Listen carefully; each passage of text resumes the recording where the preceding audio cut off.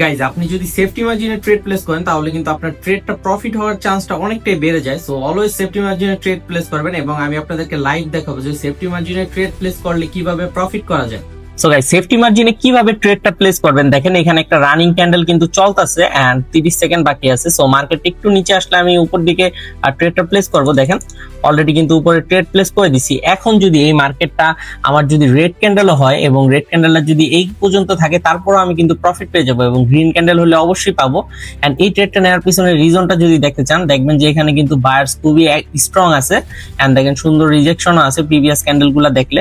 But তারপর আমি একটু সেফটি মার্জিন ইউজ করছি যাতে আমার লসটা না হয়। যদি রেড ক্যান্ডেলও হয় তারপর যাতে আমার লস না হয়। এন্ড আপনারাও অলওয়েজ চেষ্টা করবেন, আপনারা যদি জানেনও মার্কেট কোন দিকে যাবে, তারপর একটু সেফটি মার্জিন নেওয়ার ট্রাই করবেন যাতে আপনাদের প্রফিটটা 100% কনফার্ম হয়।